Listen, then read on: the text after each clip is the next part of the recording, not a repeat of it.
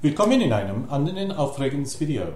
Welcome to another exciting video, in this case part 2 of my PRESTAGS example game series. PRESTAGS is a series of board games published by SBI back in the mid-1970s. This video uses a figure gaming version of those board gaming rules. This video will not go into any detail of the game system. If you wish to understand what is actually occurring in more detail, then you can download the PRESTAG rules from the URL in the description, or view part 1 of my example series videos, which goes into more detail. PRESTAG means pre-17th century tactical game system. This game system took a number of earlier board games, which were Armageddon, Phalanx, Centurion, Dark Ages and Renaissance of Infantry, and standardised all the games so they use the same basic game system. This allowed players to pit an ancient Egyptian force against Gustav Adolphus. This example uses a scenario from the Spartan folio set of rules, which is the Cannae scenario. I've created a single PDF document which has all the scenarios from the PRESTAG SBI series of board games. This shows the 2 printable pages which describes the Cannae scenario. The map on the right is my template for players to create the playing area using my hexless version of the rules. This example video will be covering the original hex version of the game, using a standard figure gaming playing area with hexes superimposed upon it. What we see here is the playing area, in this case a beta version of a playing area. I removed the rows from this playing area that did not work with the hexes, which you can probably see by looking at this image. In this case, the hexes are 6 centimeters in size, and the playing area is 120 centimeters by 80 centimeters, or 4 feet wide by 2 2/3 feet deep. The hex grid is about 20 hexes wide by about 14 hexes deep, which is not very large. A hex-based playing area is not very efficient, which is not an issue when the playing pieces are 1 to 2 centimeter squares, but when the pieces are standard 4 centimeter wide elements, it requires a large playing area. Many scenarios would require a 4 by 6 foot playing area, but in this case the Cannae scenario does fit on this playing area. Because the Cannae scenario is all about outflanking and surrounding, I wanted to use the flank rule. In my initial test game I made sure all elements were facing in the correct direction according to the flank rule, but this looks so silly when using figures I decided to make a minor modification to the rule. Basically the modification is as follows. A unit is being attacked in the flank if there are enemy units in 4 of the 6 hexes around the unit and the attack is occurring from opposing hex edges. This way I don't really need to worry about facing in any great detail. For those who know the rules, you may ask, but wait a minute, missile troops always need to be facing in a particular direction. However, there are a few missile troops in this battle, and the way I play is facing can be defined when it needs to be defined and not for every unit after every move. This speeds up play as well as not being so gamey. The standard facing rule works with board game counters, but I just don't think it works very well with figures, which is why I have used a modification. This shows the actual deployment area according to this scenario. The horizontal line at the top represents the most forward position the Romans can deploy. Their forces must be within 5 hexes of the centre star on that line, but not on the line itself. The angled line is the deployment line of the Carthaginians, which can deploy anywhere within 5 hexes of this line, but not beyond the Roman deployment area. The Romans need to deploy on the star and 5 hexes to each side, giving it a front line of 11 hexes. If it deploys further back, its front line reduces and victory becomes possibly more difficult as its front line becomes rather small. For the Romans to win, the star at the bottom of this screen needs to be taken by the Romans and held on the last game turn, which happens to be game turn 20. In this scenario, the Romans must attack, or at least move forward until it takes that objective in order to win. It could send, or the Romans could send all the cavalry on a wide outflanking sweep with one leader, but the Carthaginians could easily match it, so the only way it can do this is through the Carthaginian army. The Romans deploy first, which tends to be a bit pointless as the Romans have to deploy in a very specific manner with only minor changes, but anyway, they deploy first. The Carthaginians then deploy and the Romans move first. The Carthaginians could defend the streamline, but this would almost certainly result probably in a draw, so if the Carthaginians want to win, they need to at least achieve a marginal victory. So I'll deploy in the open in front of the Romans. They should deploy 5 hexes from the Roman front line, otherwise the Romans will have time to deploy a very long line as they expand out. You'll see as we play the game what I mean by these tactical nuances.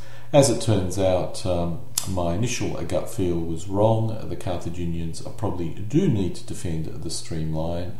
The Romans do need to assault across the streamline, which, still ends up in a good game, but certainly not one which I would consider as historically accurate. This shows the deployment, or the Roman deployment in force mix. A lot of these units do puzzle me, as we'll see later. The Romans have 8 militia spearmen, 9 barbarian infantry, 20 swordsmen, 4 light cavalry, 4 skirmishers, 1 leader 2 and 1 leader 3. This shows the Carthaginian deployment in force mix. The Carthaginians have 12 militia spearmen, 6 light infantry, 6 barbarian infantry, 2 light cavalry, 4 medium cavalry, 6 skirmishers, 4 oriental cavalry, 1 L1 leader and 1 L2 leaders. Both sides can stack 3 units. If you look at the VP value, which is approximately the strengths of each side, it doesn't seem like the Romans have a significant advantage over the Carthaginians.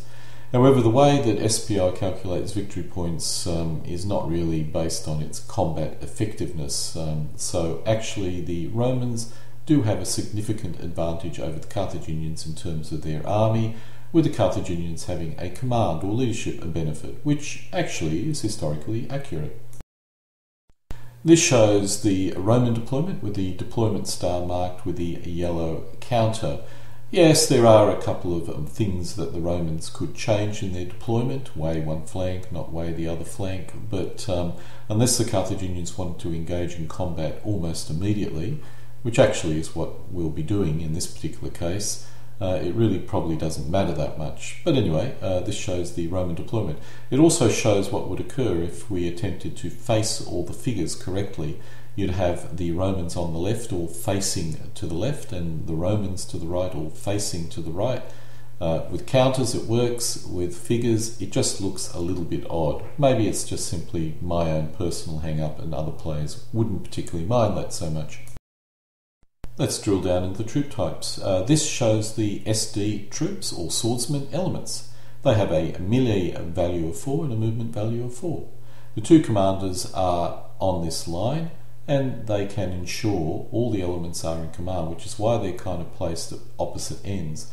The commander on the left is an L2, which gives it a command radius of 2 and a combat bonus of 6. The commander on the right is an L3, which gives it a command radius of 1 and a command bonus of 3. As you can see, the Romans find it difficult to command their entire army, even a line as short as this. This shows the MS units, or militia spearmen elements. They have a melee value of 3 and a movement value of 3. There is some minor mixing here, with one element being a swordsman element, but I think you get the point. I've basically placed this, or actually the Roman player has basically placed them on the flanks, I suppose, to represent the allied Italian forces of the Roman army. This shows the BI units, or barbarian infantry elements.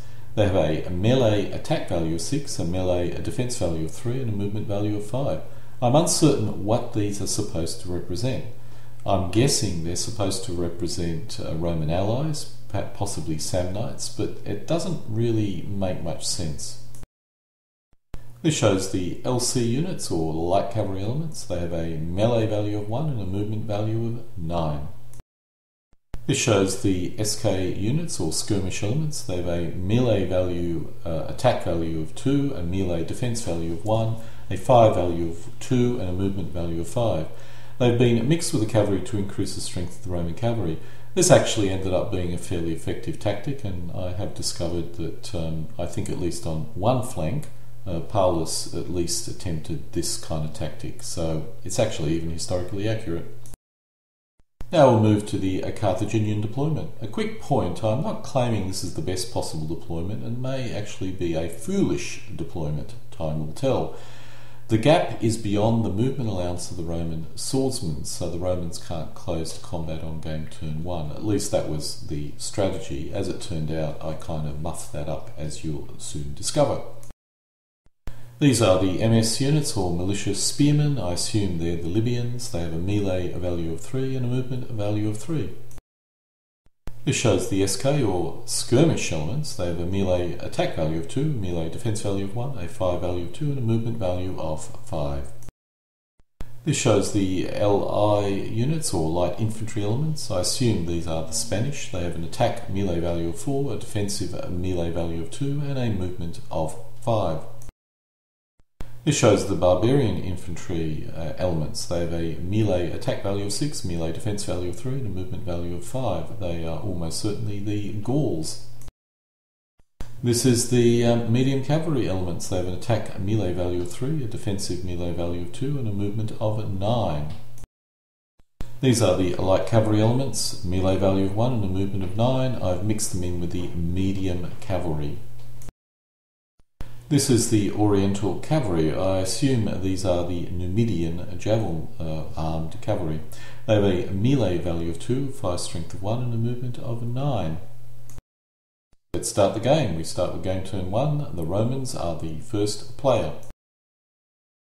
This shows the position at the end of the Roman movement phase. There is no melee, and the Roman player turn ends at this point. I did make an error. On the Roman left, right side of the screen, the Roman player moved all the units as if they were in command. I told my opponent that, I assumed the commander on that flank had a command radius of 2. It was only later I discovered its command radius was 1.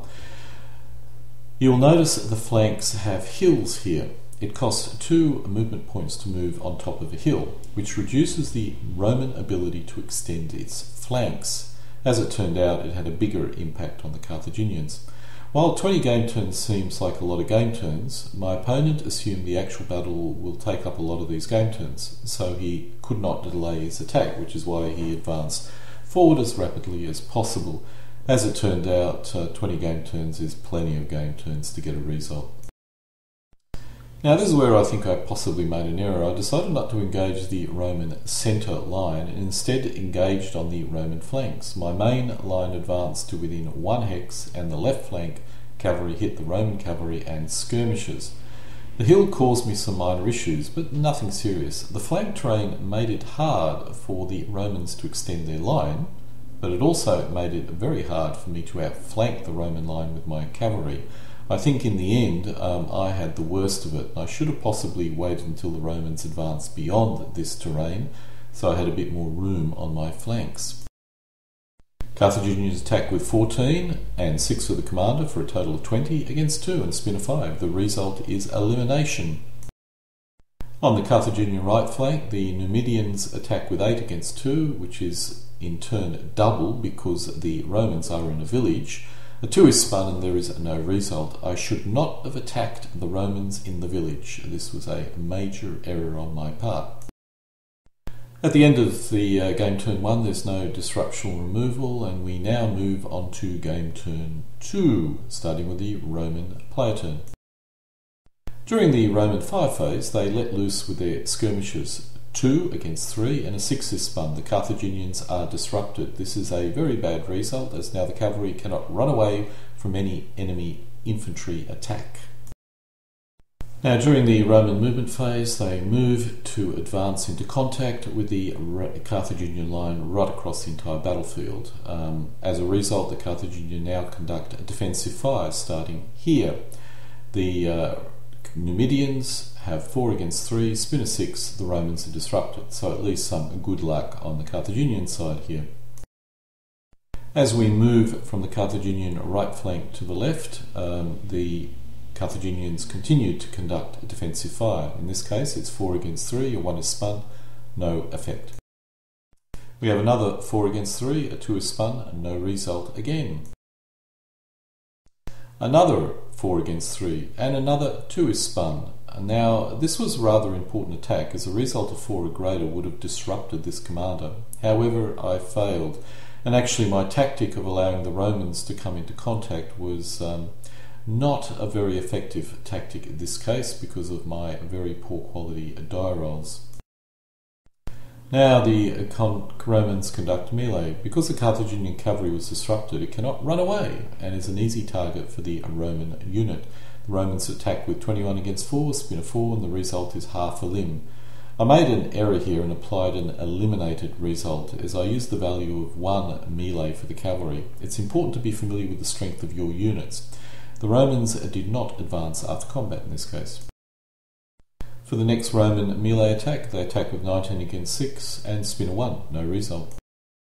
The Romans decide to try and take out Hannibal, attacking with 24 and 3 for their commander against 6, plus 6 for the Hannibal commander or L1 commander, and spin a 1, no result. I made a real error stacking Hannibal here with a force mix of only 6, as Hannibal has a bonus of 9, which can only be used if the force has a strength of 9.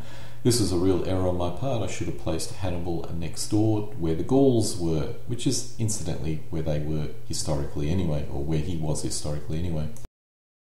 For the next attack, Romans attack with 24 against 8, spin a 6, the result is half a limb, and the remaining element is disrupted. I cannot complain with this result, as the last 2 rolls were 1. For the next Roman attack, they attack 24 versus 6, and in this case they have a L2 leader which adds 5, and they spin a 3, the result is half a limb, and the remaining element is disrupted. In this melee, the Romans are attacking with 27 against 9, spin a 4, the result is a disruption. For the next melee, the Romans attack with 18 against 9, spin a 4, the result is a disruption. Pretty good die rolls on the Roman, but probably expected. During the Roman disruptional removal phase, all Roman disruption markers are removed. It's now the Carthaginian fire phase and they conduct their fire attacks. Now I made an error here. Fire units cannot conduct fire combat in sequential player turns. Because they conducted defensive fire in the last player turn, they shouldn't be allowed to conduct fire combat in this phase. Anyway, in this case there is no effect because it's 2 against 3, 3 is spun, no effect.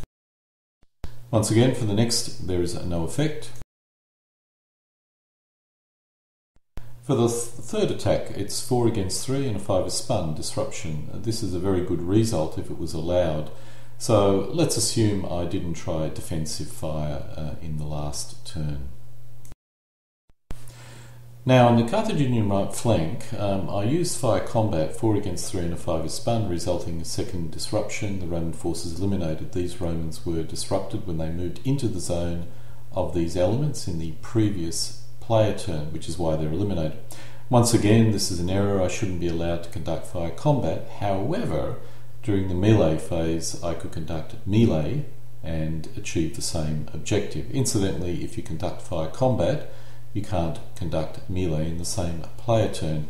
Getting all this, these minor little things down pat is a little bit, well, it's not confusing or difficult, but you do need to remember this stuff. Now it's the Carthaginian melee phase. Assume the previous Numidian cavalry was actually a melee, and then that resolves that. In the first or the next Carthaginian melee phase, we have 12 against 9, spin a 4, it's a disruption result. For the next melee attack, the Carthaginians attack with 28 against 12, spin a 3, it gets another disrupted result. Because it's a second disruption, the Romans are eliminated. This is why fire combat can actually be quite critical. If you can somehow use fire combat to disrupt and then use melee to disrupt again, you actually eliminate the units. Incidentally, the skirmishers in this case cannot engage in melee as they conducted fire combat, and Hannibal can only provide 8 combat bonus points as a result. This is basically, if you want to get down to the detail, 12 for the barbarian infantry, 8 for the light infantry, and 8 for Hannibal, which is what the Carthaginian total is. Anyway, the Carthaginians can achieve this, but as if you remember from the past, I should have actually remembered about the fact that you can't do defensive fire in one player turn and then fire combat in the second. I suppose overall this all kind of evens out because I lost my Numidians on my right flank. Anyway, the importance of remembering all the rules and keeping a sharp mind out, an eye out for these sort of situations to avoid minor errors. For the next melee, Carthaginians attack with 12 against 12, spin a 1, no effect. Next melee, Carthaginians attack with 8 against 9, spin a 1, no effect. On the Carthaginian left flank, the Carthaginians attack with 20 against 9, spin a 6, the enemy is disrupted. I made another error here and I'm uncertain why I applied a half a limb result. This error was definitely in my favour. Creating these videos makes me realise how many errors occur in a typical game. So far I've made about, I think, 5 errors. I suppose if both players knew the rules this would be reduced, but it's still rather interesting. Now, as it turns out, the number of errors dropped dramatically from this point. I suppose familiarity with the rules, and also my opponent became more familiar with the rules.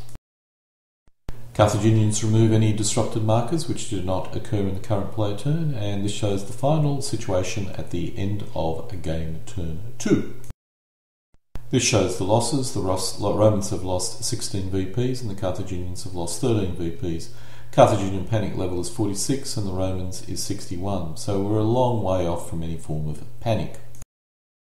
It's now game turn 3. There are 17 more game turns, so I'm now thinking the Roman player did not have to rush into attack so much.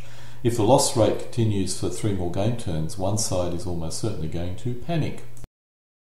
We start with the Roman player turn. There's no fire combat and the Romans complete their movement. The Romans move an element to attack the Carthaginian cavalry. However, the cavalry decides to withdraw from combat, which they can because their movement allowance is greater than their attackers' allowance.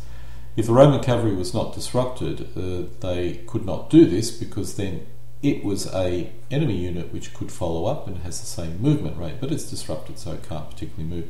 Incidentally, I forgot about defensive fire. The Numidians could, if they so desire, conduct defensive fire against the Romans, and they probably should have. Anyway, another error. This shows the Carthaginian units withdraw. Using the withdrawal rule, you basically move back 1 hex away from the source of the enemy attack. The Romans could have advanced after combat if they so desired, but they decide against it. They do not wish, I suppose, to be subject to fire combat. Romans now attack with 12 against 9, spin a 5. The result is disruption. For the next attack, the Romans attack with 25 against 6, spin a 4. The result is half eliminated. Romans now attack with 12 against 3 and spin a 4. The result is another half eliminated. For the next melee attack, the Romans attack with 24 against 7, spin a 2, the result is no effect. Romans now attack with 18 against 2, the result is 5, the result is eliminated. Romans attack with 27 against 9, the spin a 1, no effect, thank God. The Romans now attack with 3 against 5, spin a 6. This is incredibly good luck and has a major impact on my attack on my only successful flank. They disrupt the cavalry. The Roman player removes all disruption markers which were not placed in the current player turn. Now it's the Carthaginian player turn and they conduct fire combat. They need 5 or 6 in order to achieve anything. They fail to get any disruptions. On the Carthaginian right flank, the Carthaginian player moves. This is probably about the only unit that they actually do move and conduct a melee combat. In this case it's 4 versus 3 and a spin a 6, disruption, good result. For the next melee attack, the Carthaginians attack with 6 versus 9 and spin a 6, another disruption, another good result. For the next melee attack, they attack with 29 against 4, spin a 2, it's an eliminated. Note the skirmishers were not involved in this melee because they were involved in fire combat. For the next attack, the Carthaginians attack with 12 versus 12, spin a 2, no result. My good luck couldn't last forever. For the Carthaginian left flank attack, the Carthaginians attack with 13 versus 3, spin a 4, it's a half eliminated. Good result. And now for another important attack, the Carthaginians attack with 18 versus 9, spin a 4, disruption, reasonably good result. At the end of the Carthaginian player turn, they remove all disrupted markers which were not placed in the current player turn, and this is the situation at the end of game turn 3. So far, the Romans have lost 22 VPs of stuff and the Carthaginians 20 VPs. It's not really looking very good for the Carthaginians. We now move on to game turn 4, and once again, it's the Roman player turn which begins the game turn. The Romans start with a fire phase. They spin 2 versus 3, spin a 1, no effect, thank God.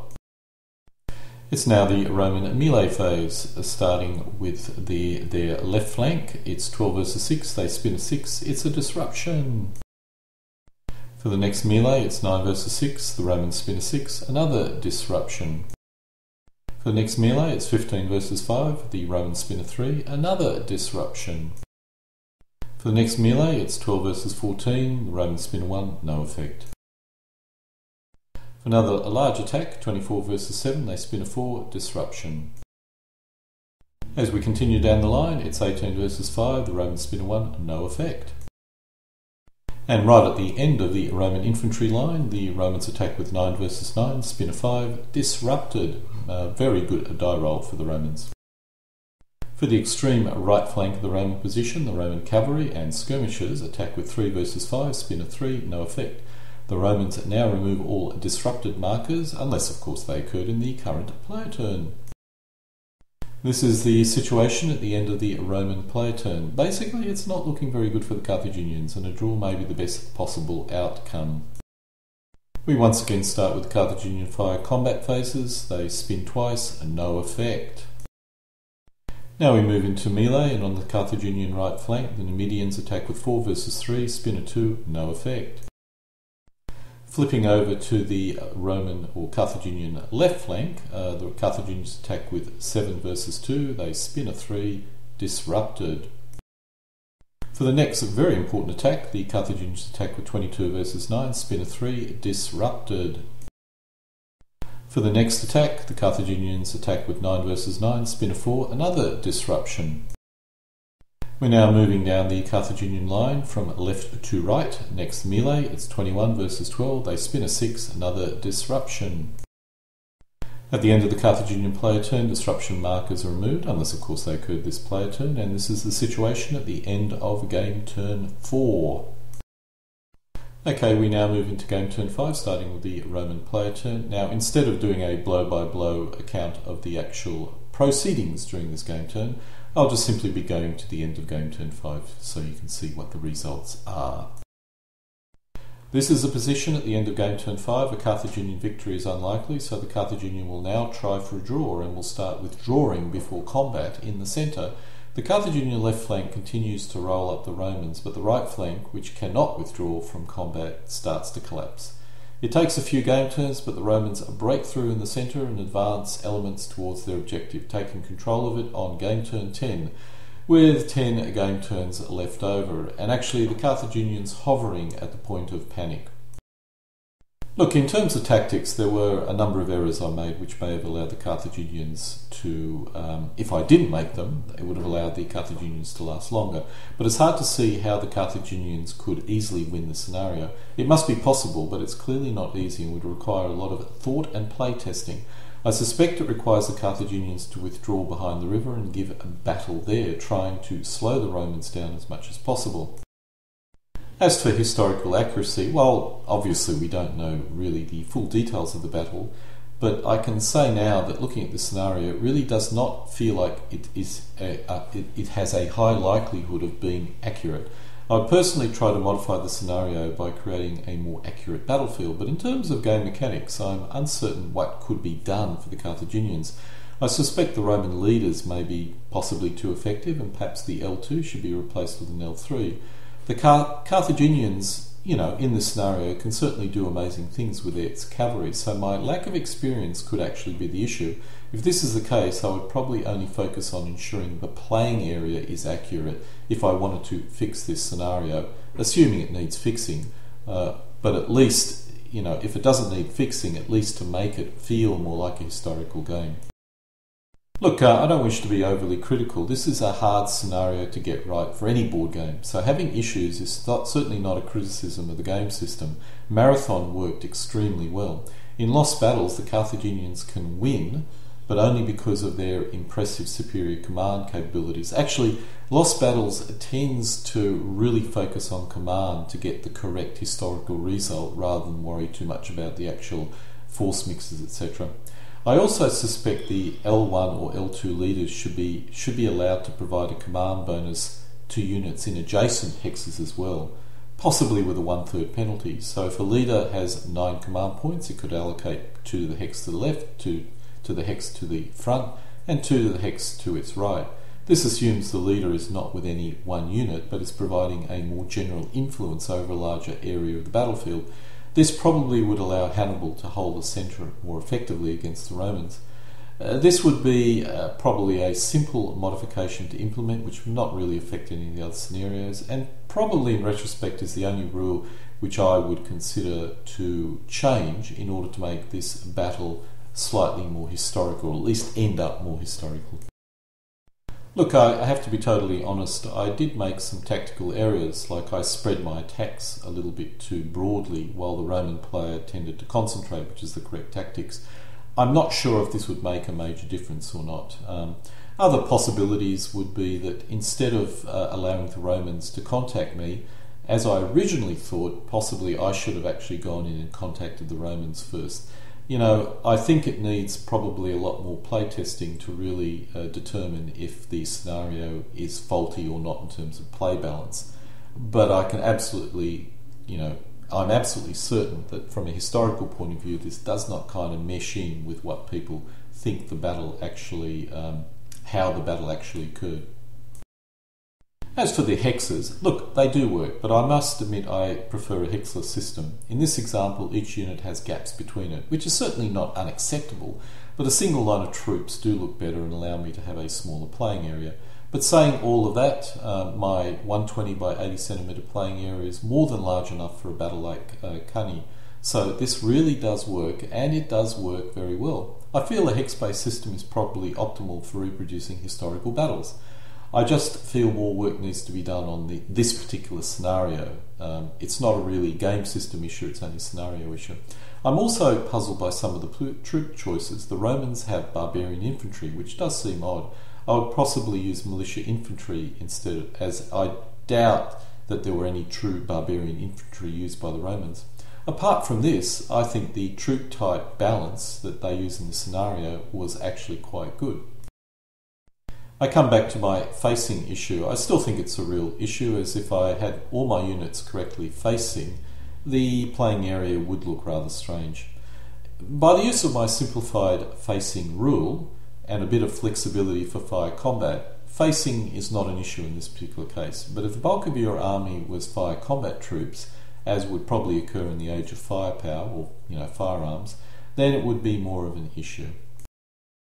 And so we come to an end of my part 2 of my pre-stag example games. While hex-based games are absolutely viable, I still prefer a hexless system. That's only a personal preference, and I'll now start working on making the necessary changes to the rules to allow for hexless play. This will be my version 2 of the rules. Alle guten Dinge kommen zu einem Ende.